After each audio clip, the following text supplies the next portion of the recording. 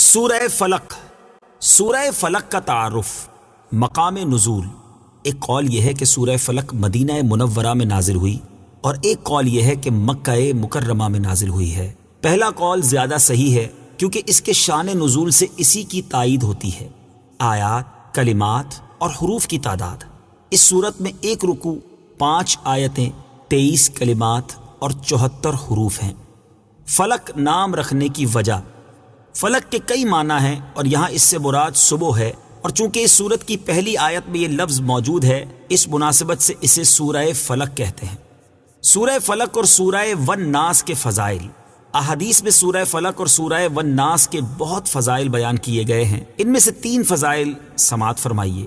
Number 1، حضرت عقبہ بن عامر رضی اللہ تعالی عنہ سے روایت ہے. مسلم شریف کی حدیث ہے، نبی کریم صلی اللہ تعالی علیہ وآلہ وسلم نے ارشاد فرمایا، کیا تم نے نہیں دیکھا کہ آج رات مجھ پر ایسی آیتیں نازل ہوئی ہیں جن کی مثل نہیں دیکھی گئی؟ وہ آیتیں قل اعوذ برب الفلق سورت کے آخر تک اور قل اعوذ برب الناس سورت کے آخر تک ہیں. نمبر 2، حضرت ابو سعید خدری رضی اللہ تعالی عنہ فرماتے ہیں، ترمذی شریف کی حدیث ہے، حضور پر نور صلی اللہ تعالی علیہ وآلہ وسلم جنات سے اور انسانوں کی نظر سے پناہ مانگا کرتے تھے یہاں تک کہ سورہ فلق اور سورہ والناس نازل ہوئی. پھر آپ نے ان سورتوں کو پڑھنا شروع کر دیا اور ان کے علاوہ دیگر وظائف کو چھوڑ دیا. نمبر 3، حضرت عابس جوہنی رضی اللہ تعالیٰ عنہ سے روایت ہے، حضور اقدس صلی اللہ تعالی علیہ وآلہ وسلم نے ارشاد فرمایا، میں تمہیں وہ کلمات نہ بتاؤں جو شریر جنات اور نظر بد سے اللہ تعالیٰ کی پناہ طلب کرنے میں سب سے افضل ہیں؟ انہوں نے عرض کی، یا رسول اللہ صلی اللہ تعالی علیہ وسلم کیوں نہیں، آپ ضرور بتائیے. ارشاد فرمایا، وہ کلمات یہ دونوں صورتیں ہیں. نمبر 1، قل اعوذ برب الفلق. نمبر 2، قل اعوذ برب الناس. سورہ فلق اور سورۃ الناس کا شان نزول.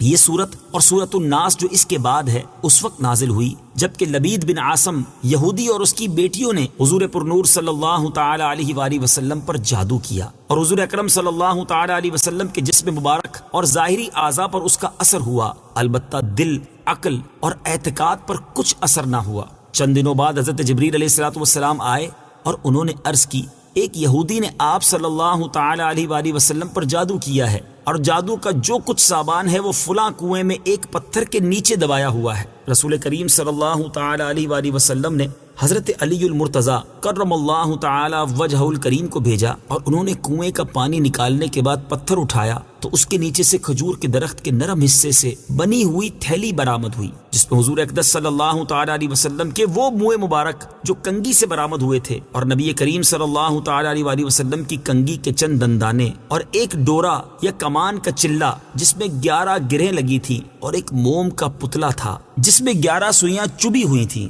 یہ سب سامان پتھر کے نیچے سے نکالا اور حضور پر نور صلی اللہ تعالی علیہ وآلہ وسلم کی خدمت میں حاضر کیا گیا. اللہ تعالیٰ نے یہ دونوں صورتیں نازل فرمائیں. ان دونوں صورتوں میں 11 آیتیں ہیں، 5 سورہ فلق میں اور 6 سورہ ناس میں. ہر ایک آیت کے پڑھنے کے ساتھ ایک ایک گرہ کھلتی جاتی تھی یہاں تک کہ سب گرہیں کھل گئیں اور حضور پر نور صلی اللہ تعالی علیہ وسلم بالکل تندرست ہو گئے. تعویذات اور عملیات سے متعلق ایک شرعی مسئلہ. یہاں ایک مسئلہ ذہن نشین رکھیں کہ وہ تعویذ اور عملیات جن میں کفر یا شرک کا کوئی کلمہ نہ ہو جائز ہیں، خاص کر وہ عمل جو آیات قرآنیہ سے کیے جائیں یا احادیث میں وارد ہوئے ہوں. حدیث شریف میں ہے کہ حضرت اسماء بنت عمیس رضی اللہ تعالی عنہا نے عرض کی، یا رسول اللہ صلی اللہ تعالی علیہ وآلہ وسلم، جعفر کے بچوں کو جلد جلد نظر ہوتی ہے، کیا مجھے اجازت ہے کہ ان کے لیے عمل کروں؟ حضور پر نور صلی اللہ تعالی علیہ وسلم نے اجازت دی. سورہ فلق اور سورۃ الناس کے شان نزول سے حاصل ہونے والی معلومات. اس سورت اور اس کے شان نزول سے 4 باتیں معلوم ہوئیں. نمبر 1، جادو اور اس کی تاثیر حق ہے. نمبر 2، نبی کے جسم پر جادو کا اثر ہو سکتا ہے جیسے تلوار، تیر اور نیزے کا. یہ اثر شان نبوت کے خلاف نہیں، ہاں ایسا اثر نہیں ہو سکتا کہ جس سے نبوت کے متعلقہ امور میں خلل آئے. حضرت موسیٰ علیہ السلام کے مقابلے میں جادوگر بالآخر اس لیے فیل ہوئے کیونکہ وہاں جادو سے معجزے کا مقابلہ تھا، ورنہ حضرت موسیٰ علیہ السلام کے خیال پر بھی اس جادو نے اثر کیا کہ ان کو خیال ہوا کہ یہ لاٹھیاں رسیاں چل رہی ہیں، جیسا کہ قرآن پاک میں ہے، يُخَيَّلُ إِلَيْهِ مِن سِحْرِهِمْ أَنَّهَا تَسْعَىٰ.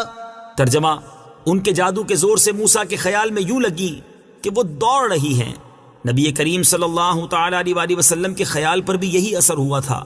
نمبر 3، جادو کو دور کرنے میں سورہ فلق اور سورہ ناس میں خصوصی تاثیر ہے۔ نمبر 4، جادو، ٹونا اور عملیات و اثرات اور بیماریوں کو ختم کرنے کے لیے قرآن پاک کی صورتوں اور آیتوں کو استعمال کیا جا سکتا ہے، جیسا کہ اوپر بیان ہوا، اور خود بخاری شریف میں سورہ فاتحہ کو اس مقصد کے لیے استعمال کرنے کا بیان موجود ہے۔ سورہ فلق کے مضامین۔ اس سورہ مبارکہ میں تمام مخلوق کے شر سے، رات کے اندھیرے کے شر سے، جادوگروں کے شر سے اور حسد کرنے والے کے شر سے اللہ تعالیٰ کی پناہ مانگنے کی تعلیم دی گئی ہے۔ سورہ اخلاص کے ساتھ مناسبت۔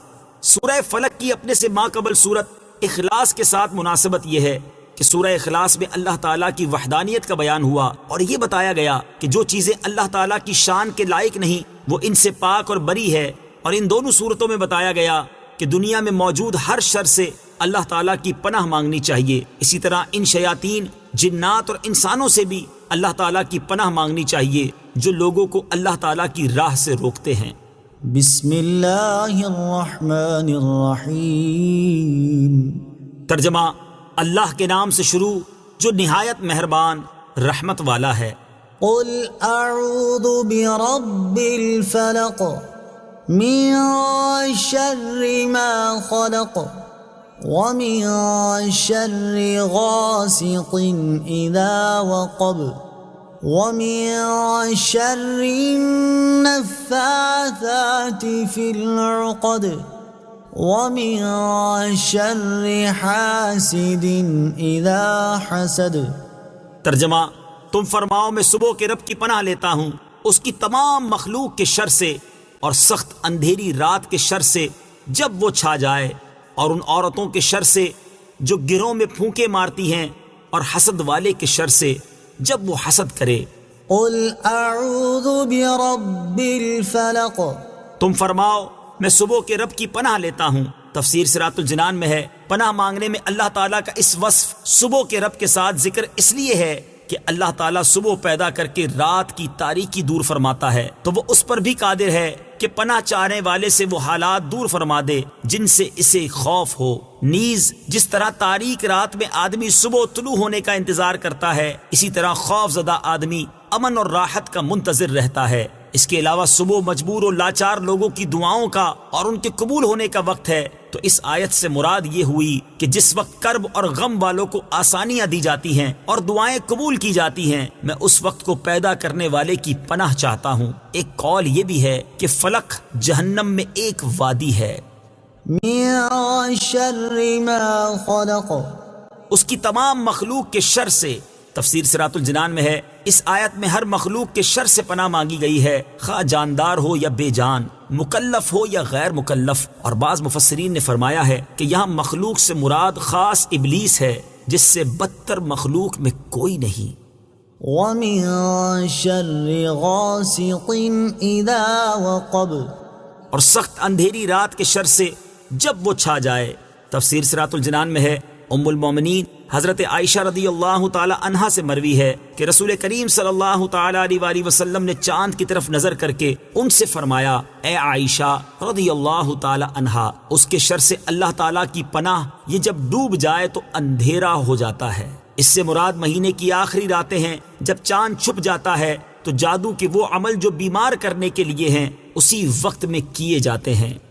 ومن شر النفاثات في العقد۔ اور ان عورتوں کے شر سے جو گروہ میں پھونکے مارتی ہیں۔ تفسیر صراط الجنان میں ہے، یعنی جادوگر عورتوں کے شر سے پناہ مانگتا ہوں جو ڈوروں میں گرا لگا لگا کر ان میں جادو کے منتر پڑھ پڑھ کر پھونکتی ہیں، جیسا کہ لبید کی لڑکیوں نے نبی کریم صلی اللہ تعالی علیہ وسلم پر جادو کرنے کے لیے کیا تھا۔ تعویذات سے متعلق ایک اہم شرعی مسئلہ۔ یاد رہے کہ ناجائز کاموں کے لیے تعویذ گنڈے ناجائز و حرام ہیں، جبکہ جائز مقصد کے لیے گنڈے بنانا اور ان پر گرا لگانا، قرآن مجید کی آیات یا اللہ تعالیٰ کے اسماء پڑھ کر دم کرنا جائز ہیں۔ جمہور صحابہ کرام اور تابعین رضی اللہ تعالی عنہم اسی پر ہیں۔ اور نبی کریم صلی اللہ تعالی علیہ وسلم کے عمل مبارک اور ارشاد سے بھی یہ چیز ثابت ہے۔ چنانچہ حضرت عائشہ صدیقہ رضی اللہ تعالی عنہا سے روایت ہے، مسلم شریف کی حدیث ہے، آپ فرماتی ہیں کہ جب حضور پرنور صلی اللہ تعالی علیہ وسلم کے اہل میں سے کوئی بیمار ہوتا تو حضور اقدس صلی اللہ تعالی علیہ وسلم معوذات یعنی سورہ فلق اور سورہ ناس پڑھ کر اس پر دم فرماتے۔ اور حضرت عبید بن رفاعہ رضی اللہ تعالیٰ عنہ سے روایت ہے کہ حضرت اسماء بنت عمیس رضی اللہ تعالی عنہا نے رسول کریم صلی اللہ تعالی علیہ وسلم سے عرض کی، یا رسول اللہ صلی اللہ تعالی علیہ وسلم، حضرت جعفر رضی اللہ تعالیٰ عنہ کے بیٹوں کو بہت جلد نظر لگ جاتی ہے، کیا میں کچھ پڑھ کے ان پر دم کر دیا کروں؟ ارشاد فرمایا، ہاں، کیونکہ اگر کوئی چیز تقدیر سے سبقت لے جا سکتی تو نظر ضرور اس سے سبقت لے جاتی۔ وَمِن شَرِّ حَاسِدٍ إِذَا حَسَدَ، اور حسد والے کے شر سے جب وہ حسد کرے۔ تفسیر صراط الجنان میں ہے، حسد والا وہ ہے جو دوسرے کی نعمت چھن جانے کی تمنا کرے۔ یہاں حاسد سے بطور خاص یہودی مراد ہیں جو نبی کریم صلی اللہ تعالی علیہ وآلہ وسلم سے حسد کرتے تھے۔ یہ خاص لبید بن عاصم یہودی ہے، اور عمومی طور پر ہر حاسد سے پناہ کے لیے یہ آیت مبارکہ کافی ہے۔